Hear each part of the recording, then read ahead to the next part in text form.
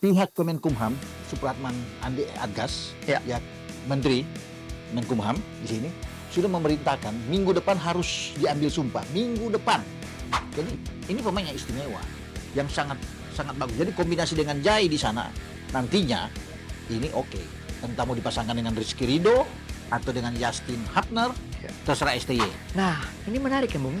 Bahwa sebenarnya apa yang kriteria dari STY kan adalah pemain-pemain yang multi Iya, position.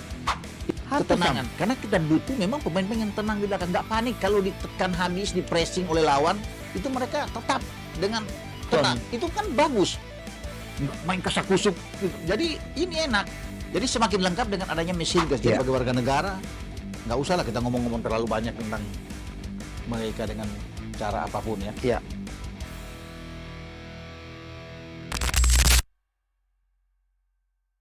Kita berjumpa lagi di Robola, Roni Pangemanan, Boy Noya, Ya. berbicara mengenai sepak bola.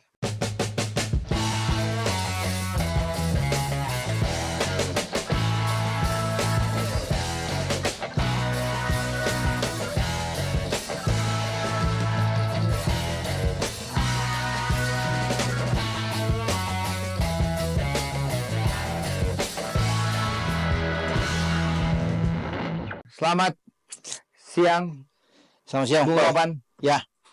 Apa kabar? Baik, Boy. Terakhir kita 2 minggu yang lalu ya, Ya, kita buat konten Robola ya. betul. Dan sekarang tampil lagi. Kita Tapi menghadirkan ada kembali. sesuatu yang luar biasa. Hijau ya? Oh, Hijau ya? iya ya. Luar biasa. Saya pakai hijau. Hijau. Saya tetap Ini juga kan, hijau kan juga jersey Iya. timnas kan? Iya dong. Putih, hijau, bisa Merah merah, ya. bisa gitu kan. Saya lebih suka pakai hijau. Iya. Cuma sekarang timnas pakai putih terus nih, Boy. 2 pertandingan terakhir kan. Itu dia. Katanya ritualnya Menarik hoki, membawa hoki. Ya kan? Ya, kebetulan hoki Caraka juga kan. Jadi Saya belum punya jersey putih. Wah, saya harus punya Harus nih beli jersey dong. putih ya. Oke. harus beli putih. Saya udah punya putih. Udah punya putih Iya. ya. Tinggal tergantung Om Boy pakai mana, saya sesuaikan aja. Ikut Oh. irama permainan kan. Siap. Iya. Oke, Bung. Oke. Kita mulai pembahasan obrolan kita Ya. siang hari ini. Oh ya, terima kasih buat sahabat Spotify yang sudah memberikan komen, Ya. subscribe. Kami menghargai masukan-masukannya. Terima kasih. Dan kita bangun channel ini juga terus untuk memberikan informasi-informasi terbaru Ya, mengenai timnas dan Timnas. juga sepak bola. betul. Ya, oke.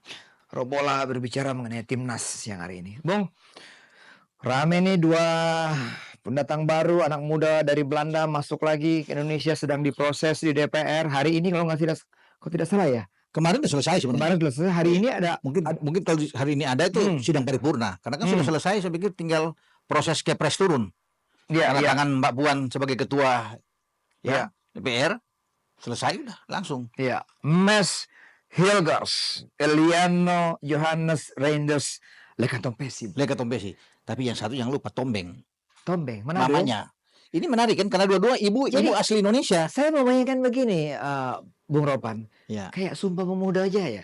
Ada Yong Sumatera, Verdo. Iya. Ya kan? Yong Jawa banyak sekali. banyak, Suik, ya kan? banyak. Ada Yong Sulawesi, Ya. ya kan? Ada Tom Hai sama Yang Maindus kan? Hilgers. Nah, Hilgers. ada Yong Oh, Ambon juga. Yang Ambon apalagi. Yong Ambon kan ada. Ragnar. Juga nih. Luar biasa. Sekarang ada lagi satu elemen ini. Iya, Eliano. Iya, Iya, jadi ya. komplit Raiders. lah. Komplit Bung Ropan ya. Dari Sumatera. Kita tunggu Papua nanti ya. Betul. Gitu. Ranakan dari Papua, berdarah Papua juga. Wah, keren itu pasti.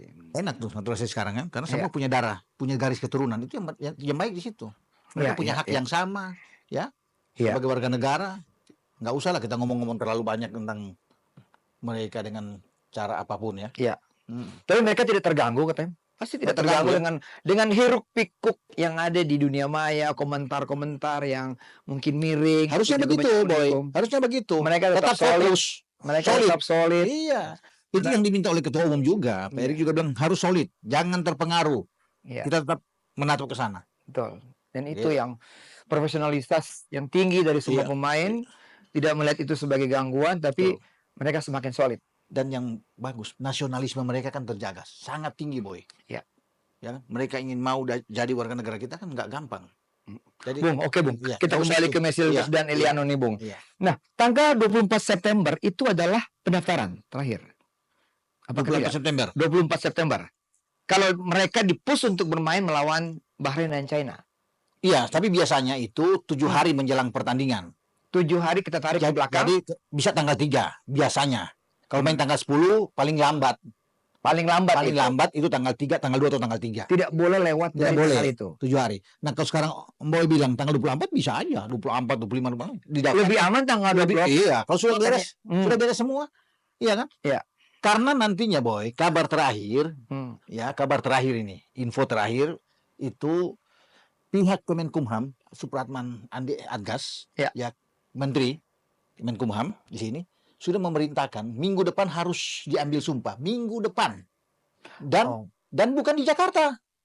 Terbang ke menjemput bola, terbang ke sana, ke Den Haag. Jadi mereka itu ambil sumpah, Eliano dan Mes itu di kedutaan besar Indonesia yang ada di Den Haag. Iya, kedutaan adalah representatif ya. dari Indonesia. Jadi sudah ada kontak nanti komunikasi antara Kemenkumham dan juga dengan duta besar di sana. Kemudian berangkatlah staf ke sana. Staf dikirim, dipimpin oleh Pak Yahya. Ya, Dirjen.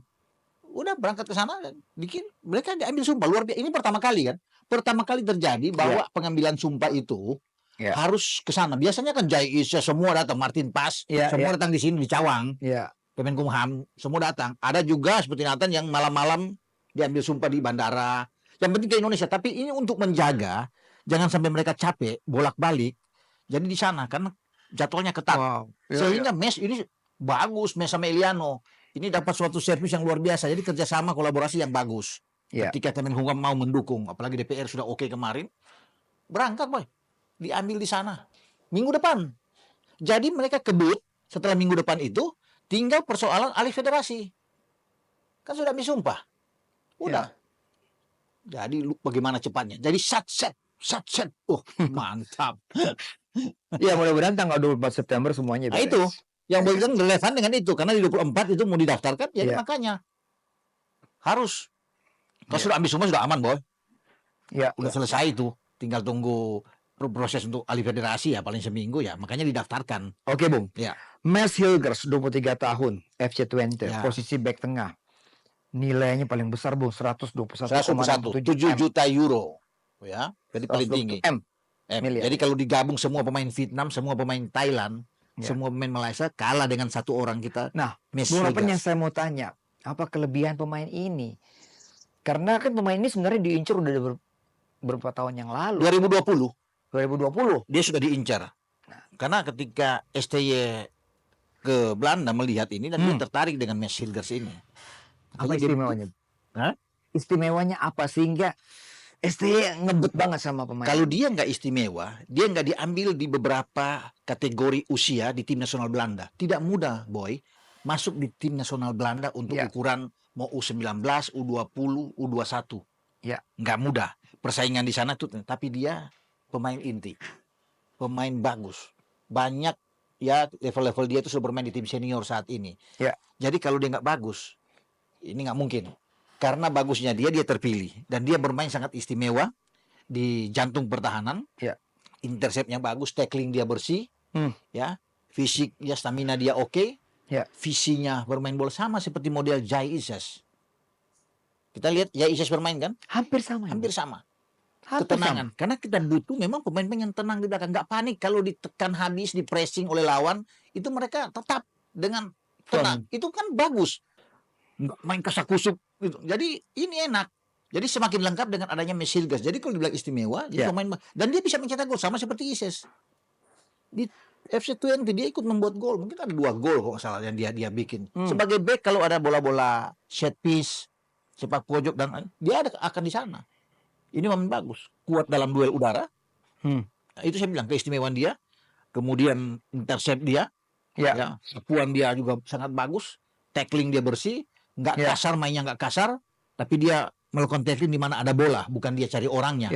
Jadi ini pemain yang istimewa, yang sangat bagus. Jadi kombinasi dengan Jai di sana nantinya ini oke. Entah mau dipasangkan dengan Rizky Ridho atau dengan Justin Hapner, terserah STY. STY yang punya wewenang. Tapi yang pasti untuk mendapat satu tempat, Mesilgas ada di sana. Yo. Itu udah aman dengan ada dia di sana. Makanya mungkin dia kenapa dia menolak sebelumnya itu ada dibilang nggak dikasih keluarga lah apa segala. Dia menunggu momen yang pasti. Apakah saya akan dipanggil di tim nasional Belanda untuk senior? Ketika saya mendapat suatu kepastian di U21 dia sebagai pemain inti di tim Oranje. Itu yang dia tunggu. Ketika sulit karena kan untuk masuk di dalam itu berat bersaing. Ya, Virgil van Dijk, Stefan de Vrij, Mathis Ligt, Nathan Ake. Sulit untuk bisa masuk, untuk bisa menerobos ini. Jadi dia memilih untuk bisa bermain, bisa jam terbang, bisa dapat jam bermain yang banyak, maka Indonesia. Kebetulan juga dia punya garis keturunan dengan mama orang Indonesia asal Sulawesi Utara. Jadi dia lebih terpanggil itu punya tekad yang bulat sekarang lah. Penentuan dia yang dibilang sudah bulat buat Indonesia. Walaupun nanti ada iming-iming, nanti mau dipanggil, enggak. Dia sudah firm. Apalagi sekarang sudah diketok oleh DPR RI. Ya. Komisi 3 dan Komisi 10 jelas, dan itu semakin mendapat dia lebih percaya diri untuk bisa bermain dengan timnas kita karena lebih mungkin dihargai di timnas yang diharapkan seakan-akan dalam tanda kutip mungkin tidak dihargai untuk dia ke sana. Selain persaingannya memang sangat ketat yang saya bilang kan itu kuat sekali. Nah, Bung, kalau kita kan baru lihat aksi dia itu ya di layar kaca, di YouTube mungkin kita bisa lihat bagaimana yang tadi Bung bilang ketenangan, interceptnya bagus, timingnya tepat, lalu build up juga dia mampu melakukannya karena dia ada di bola atas juga cepat. Iya, jadi sebenarnya ini adalah aset buat kita nantinya. Aset bagus dan usia dia itu lebih muda dari Jai Ises. Jai Ises kan berapa? 20? Mungkin 24 sampai berapa ya? Tapi dia kan sudah 23. Dan yang kita dapat dua-dua ini kan dengan Eliano sama-sama 23 tahun. Jadi makanya untuk bermain 7-8 tahun ke depan bersama dengan timnas masih panjang, Boy. Bung Ropan, main posisi dia adalah center back ya. Center back di Twente. Saya mencatat 136 kali dia main untuk sebagai center back. Tapi dia juga adalah multi position, bisa main di gelandang atau sebagai bek kanan. Bek kanan dia cuma 2 kali, bek kiri dia 1 kali. Nah, ini menarik kan Bung? Bahwa sebenarnya apa yang kriteria dari STY kan adalah pemain-pemain yang multi position. Itu yang STY mau kan sama seperti Calvin Verdong. Dia bisa bermain di berbagai posisi. Sandy Walsh juga kan begitu, bisa main lebih ke dalam, bisa sebagai di wing atau bermain dari melebar ya, di flank itu bisa. Nah, bagi Mesilgas juga bisa melakukan hal yang sama. Walaupun dia lebih oke bermain sebagai bek tengah, lebih bagus karena lebih banyak, tapi bukan berarti ketika full di sana dia tidak bisa bermain di bek kanan atau dia tidak bisa bermain di gelandang. Tapi menurut Bung Ropan yang tadi bahwa posisi untuk dia pasti ada di 3 back tuh. Karena Twente dengan timnas hampir sama, Bung. Pakai 3 back. Pakai 3 back kan. Jadi tidak canggung buat dia. Dia berpasangan dengan Hafner, dengan Rizky Ridho atau Jai sekalipun mudah dia untuk beradaptasi, bukan begitu? Pemain yang sangat profesional apalagi bermain di Eredivisie, kasta tertinggi tier 1 di Belanda. Dia cepat menyesuaikan, Boy. Di mana aja dia bermain. Apalagi dia bermain dengan teman-teman yang satu dengan dia, misalnya Jai Itzes atau Yasin Hafner. Komunikasi mereka akan jalan dengan baik. Kan yang paling penting juga komunikasi. Komunikasi di belakang itu harus dibangun dengan baik. Komunikasi yang buruk bahaya. Tapi dia udah terjalin. Jadi nggak susah bagi dia untuk beradaptasi, menyesuaikan dengan permainan yang dilakukan STY. Toh kan dia sempat ikut latihan kemarin, walaupun cuma sebentar dengan Eliano sudah diperkenalkan dan ikut latihan sebelum dia balik ke sana. Jadi saya pikir nggak ada masalah. Pemain-pemain profesional seperti Mesilgas, Eliano gampang aja. Itu yang diinginkan oleh STY. Tidak butuh lama untuk bisa masuk. Ya kan? Martin Paes langsung datang, langsung jadi main di Arab. Nggak perlu panjang-panjang, tiba diputuskan main dan main man of the match langsung. Martin Paes walaupun dia seorang penjaga gawang, tapi dia memperlihatkan bahwa dia sudah langsung nyetel. Ya kan? Jai Ises ketika main pertama kali, Boy, kita nonton tuh di Jakarta lawan Filipina. Atau lawan Vietnam pertama dia debut kan bagus. Calvin Verdong ketika lawan Filipina langsung bagus main kan pertama. Nyetel. Jadi memang nggak sulit. Satu lagi yang ada di pikiran saya, Bung. Kita sepakat bahwa pertahanan kita semakin kokoh. Makin mewah. Semakin mewah. Mewah lah. Oke, oke, oke. Iya. Semakin mewah lah. Nah, menurut saya sih artinya kalaupun ada satu yang tidak main Nah. atau ada masalah, berarti kan backupnya memang pemainnya aslinya adalah back tengah. Iya. Kan dulu kita Nathan Chow Iya, ditarik ke ditarik ke belakang, Sandi pernah seperti ditarik. begini. Karena Nah, itu sulit sekarang. Nah, sekarang dengan adanya 4 pemain yang benar-benar pure Iya. center back, Iya. berarti kita tidak khawatir, aman. Jadi itu yang banyak orang bilang lagi-lagi center back. Kita kan butuh pemain depan. Ya, betul. Iya. Kita butuh pemain depan. Pasti. Tapi kenapa STY perlu untuk menambah pemain back? Karena dia tahu bahwa bermain dengan tim Indonesia dengan level yang rendah dalam segi peringkat, bermain dengan tim-tim kelas atas yang langganan Piala Dunia. Ya. Ya, seperti Arab misalnya, kemudian dengan Jepang, Australia, kita juga ada Jepang Iya. atau grup. Kita butuh pertahanan yang kokoh. Karena pemain-pemain belakang kalau salah satu cedera, misalnya sekarang kalau kita minta-minta seorang Jai Ises yang sudah satu kartu kuning ketika lawan Vietnam dan kemudian dapat kartu kuning lagi kan nggak bisa main. Kita sudah punya Mes Hilgers. Jadi ada pergantian-pergantian yang sudah dihitung oleh STY, sudah kalkulasi bahwa belakang itu penting. Dan itu kan yang terlihat Arab susah payah untuk bisa masuk ke kita. Australia juga walaupun serangannya datang bertubi-tubi tapi untuk masuk sulit dengan Jai Ises. Makanya maha penting pemain kita kuat di depan, katakan kita tajam di depan boy, tapi belakang keropos sama juga. Kita Ya, bikin satu gol, idealnya semua sektor harus punya kedalaman juga. kedalaman juga. Makanya dia bangun dulu dari belakang dulu. Sehingga ini sudah pondasi kuat, baru dia masuk ke gelandang. Nah, gelandang tuh Eliano kan sudah ada Tom di sana. Ya bahkan Yasin Hapner masih bisa bermain didorong ketika full. Rido Jai bermain dengan Mes. Yasin sudah pernah dicoba bermain di gelandang. Iya, betul. Jadi dia bisa gelandang. Nah, kita sudah banyak. Nathan bisa bermain di gelandang. Ivar Janer bisa bermain di gelandang. Ya. Jadi komposisinya bisa Hilgers Jai Hapner, Hilgers Jai Rizky, atau Rizky Hilgers Hapner. Iya. Bisa diacak-acak sama, bisa dipindah-pindah semuanya. Jadi opsi bagi STY untuk bisa memainkan di lini belakang itu banyak. Dia tidak stres, tidak pusing ketika ada satu pemain yang cedera. Rizky Ridho pasti punya tempat di sini. Kalau bicara pasti ya saya yakin. Karena kan lihat di mana Rizky Ridho kalau dia fit, dia tidak terkena akumulasi dan dia absen main di starting 11. Nggak pernah. Mau di U23 kemarin di Piala Asia, kecuali dapat kartu kan, ketika lawan Uzbek semifinal dia nggak bermain lawan Irak, lanjut ke lawan Gini di playoff Olimpiade. Tapi selebih itu kan dia menjadi pemain inti. Di senior, apakah dia absen? Enggak. Dari kualifikasi di Kuwait ketika Jordi ada sama Elkan Bagot, di sana sudah ada Rizky Ridho di sana. Ketika abis itu kita lolos ke Qatar kan, nah di Qatar senior juga kan dia tetap ada di sana boy. Tersedia terus dan STY sangat yakin, sangat percaya diri dengan Ridho. Betul. Dan saya pikir enggak dan salah. Dia mampu membalas kepercayaan yang diberikan oleh STY. Dan step by dengan step penampilan kan yang sangat lebih konsisten. matang kan? Makanya kan pemain-pemain seperti Yasin Hapner atau Jai, siapapun bilang Ridho bagusnya bermain di luar. Dia pasti, mereka bilang jangan di dalam. Kalau mau lebih berkembang, lebih oke, dia mesti keluar dari Indonesia bermain di klub manapun, apalagi kalau bermain di Eropa. Dia bagus. Kita dukung Rizky Ridho main di luar. Dan dia kan masih muda. Betul. Sangat muda. Dia kapten di tim kita U23 ketika mendapat medali emas di SEA Games kemarin. Masih ingat kan? Dan dia tampil bagus, konsisten. Tidak tergantikan, boy. Sebagai seorang bek tengah, ketika dia dalam bugar, itu saya bilang, dia akan mendapat tempat. Dan di Persija pun dia selalu menjadi pilihan. Dan lihat dia bermain lawan Australia kemarin. Kan salah satu yang terbaik kan dia. Selain ada Jai Verdong, ada Martin Pas. Ridho memperlihatkan penampilan yang oke. Gitu loh. Jadi kalau dia, walaupun sudah orang takut, bagaimana kalau Mes datang ini? Terancam nggak? Buat saya nggak. Kalaupun Yasin itu terancam, Yasin akan bisa didorong sebagai gelandang bertahan. Kan masih punya posisi yang bagus buat Yasin Hapner. Bisa bermain di gelandang. Banyaklah opsi. Tapi Ridho sulit terganti. Kalau bicara Ridho ini, jangan lagi bicara Ridho ini. Bung Eliano Johannes Reinders.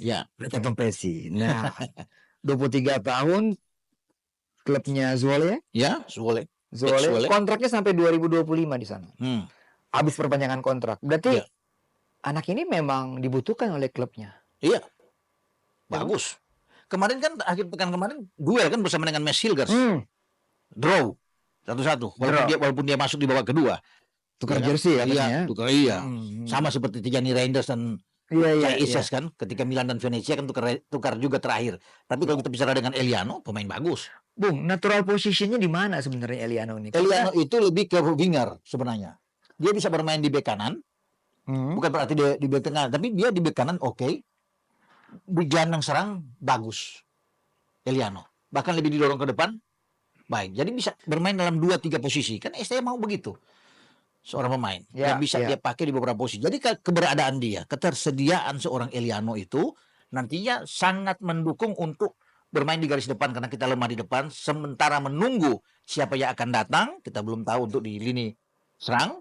Eliano adalah opsi yang bagus untuk bermain mendukung Ragnar dan mendukung Rafael Stoic. Di Zwolle kalau kita lihat di layar kaca juga ya, bahwa dia memang posisi kesukaannya adalah bek kanan ya. Dia bisa main bagus di bek Dan, kanan, bagus. dan memang selama ini main di bek kanan. Main di bek kanan oke. Nah, posisi bek kanan selama ini ada Sandy Walsh, ada kapten Asnawi. kita, Asnawi. Tapi Asnawi sudah bukan kapten, sudah Jai sekarang. Sudah Jai, sudah Bang Jai. Saya itu ingatnya Masih Asnawi itu kapten. Sekarang Bang Jai udah pegang di sana, boy. Oke. Nah, gimana Bung? Persaingan di bek kanan. Dia nggak akan. Kenapa Bung bisa bilang dia kan nggak bermain di bek kanan? Serius? Ya, karena dia itu dibutuhkan oleh STY untuk bermain mendukung lini serang. Kita punya gelandang kreatif, hanya Tom Hai yang punya di sana, tapi kita butuh sebagai seorang yang backup Tom adalah Eliano Reinders. Eliano bisa memposisikannya sebagai dan Tom Hai. Dan itu kan sudah beberapa kali dicoba. Ya, dia bermain di Zwolle, bermain di posisi itu dan bagus bermain. Ya, mudah-mudahan. Dan STY lihat cara dia bermain dan dia bisa bermain ke winger. Jadi kalau dia bisa bermain ke winger, ke posisi yang lebih melebar, kan bagus. Berarti di depan dia, Eliano, ada Rafael, dan Ragnar. 3 itu yang akan kita lihat bermain di Bahrain. Bahkan juga bermain di... Sekali lagi Bung, 3 depan itu apa nih? Ya, Eliano dalam posisi di kanan. Di kiri ada Ragnar, depan Rafael. 3 itu bagus. Mantap. Kalau bermain dengan 3-4-1-2, dia berdiri di belakang Ragnar dan di belakang Rafael kan jauh lebih bagus juga. Jadi di antara gelandang itu dia lebih ke depan. Di antara 4 gelandang yang saja. Jadi 3-4-1-2. Bisa. Kalau kita lawan Australia kan kelemahan kita adalah ketika transisi dari belakang ke depan itu. Gelandang kita tidak memiliki kemampuan karena tekanan yang begitu kuat dari Australia. Karena nggak ada gelandang yang kreator kecuali Tom Hai masuk di 10 menit terakhir. Agak berbeda. Apakah Eliano bisa menempatkan dirinya sebagai penghubung gelandang kreator untuk melakukan? Kalau saya lihat saya putar beberapa video terakhir ya, dia bermain di Zwolle dalam beberapa pertandingan. Ada 2-3 pertandingan terakhir bermain bagus ya. Ini anak punya fisik yang bagus. Tidak terlalu besar, Bung ya. Tidak terlalu besar memang. Tapi light, kering gitu badannya. Bagus fisiknya. Oke. Nah, kan kalau seorang gelandang itu punya fisik yang bagus, boy. Nah, Tom kan sudah dimakan usia, sudah masuk ke 29. Jadi kalau dia bermain dengan Tom mungkin hanya setengah main baru dia mengisi posisi itu, baik juga. Tadinya kan dia lebih dorong ke depan, tapi ketika Tom nggak ada, dia bisa ke belakang untuk mengisi posisi Tom. Kalau udah pergantian pemain di babak kedua. Karena dia bisa bermain di 2 posisi yang berbeda. Nah, seorang Eliano bagus. Passing dia, kita butuh pemain yang bagus. Betul. Kalau kita lihat di video ini kan lihat passingnya bagus. Passingnya kan oke. Kecepatan. Dia punya speed. Dia punya kecepatan. Masih muda. Skill individu juga bagus. Dia skill bagus dan dia berani mengambil keputusan untuk harus masuk, kapan harus bisa shooting. Itu Eliano. Bung, satu lagi, Bung. Iya. Menyerang bagus, bertahan bagus. Apalagi bertahan. Karena dia kan dasarnya adalah pemain bertahan. Cuma dimodifikasi bahwa dia didorong untuk bermain lebih menyerang. Ketika di belakang sudah terisi ada beberapa, walaupun dia kuat dalam bertahan, tapi dia dibutuhkan di depan. Nah, di Indonesia, di timnas kita butuh pemain yang lebih ke depan. Karena di belakang itu sudah banyak. Makanya saya bilang dia tidak akan mungkin STY pasang di belakang. Walaupun dia bisa di bek kanan. Karena bek kanan itu sudah terisi dengan Sandi dan dia akan difungsikan untuk lebih ofensif, lebih menyerang. Ya, karena kita butuh sambil menunggu mau siapapun yang datang di lini serang yang nomor 9 itu. Nah, adanya Eliano itu sudah bagus karena dia pasti akan lebih didorong ke depan. Makanya tergantung STY bermain dengan 3-4-3 atau dengan yang saya bilang tadi 3-4-1-2. Dia berdiri di antara Ragnar dan Rafael. Oh, modifikasi dari 352 satunya agak Agak agak ke iya, depan, di belakang dua dua striker penyerang itu. kita. Jadi pada saat melebar, dia yang akan nanti melebar. Kalau posisi itu kan dia akan melebar ke kanan. Gitu. Karena Ragnar kan bermain lebih ke kanan, dia akan ke kiri. Jadi, oke boy. Tergantung STY dong. STY yang lebih tahu kan. Iya, Ya, iya. Gimana dengan Marcelino, Bung? saya pikir nggak akan dapat tempat. Kalau mau lihat dari starting 11, dengan adanya Eliano, Iya. STY akan pasang, mungkin saja cuma Rizky Ridho, pemain Liga 1 yang ada di sana. Waduh. Iya. Gitu, Bung ya. Ya, lawan Arab kan dua. Ada Witan sama Ridho. Iya, Ya kan? iya. Kemudian kemarin melawan Australia, tiba-tiba perputaran di sana, Marcelino masuk. Ya, Marcelino masuk, kemudian satu lagi adalah Ridho. Nah sekarang dengan adanya Eliano, bisa ada Ridho aja sendiri. Iya. Makanya tidak mungkin STY itu, bisa saja STY memainkan 11-11 starting 11 semua diaspora yang sekarang sudah resmi menjadi warga negara Indonesia. Harus ada Ridho satu, keterwakilan di Liga 1 kita. Iya dong, Bung. Iya, Harus perlu. lah itu. Bisa saja Ridho dengan Witan bisa bermain. Tapi karena ada Eliano, pasti Eliano akan dimainkan lebih dulu. Witan mungkin main di babak kedua. Bisa saja itu terjadi sebagai super sub. Nah sekarang kan sudah bagus, opsi sudah banyak. Harus ada keseimbangan di antara pemain yang duduk di bench dan juga yang ada di, itu yang penting bagi kita. Karena selama ini kita kuat di starting 11, begitu ada pergantian-pergantian, itu Jomblang. comblang. Ya. Sulit kan. Nah sekarang STY butuh keseimbangan yang ada di bench untuk masuk sehingga tidak terlalu jauh. Jadi, Gitu. Bung Ropa menyinggung striker nomor 9. Ada Ya. update kah striker nomor 9? Sejauh ini Karena ya kita cuma, nunggu terus ini. iya, sejauh ini cuma Mauro Silstra yang memang lebih siap, Ya. yang sudah siap untuk dipanggil. Tergantung PSSI aja kan sekarang. Ya. Dia kan menunggu.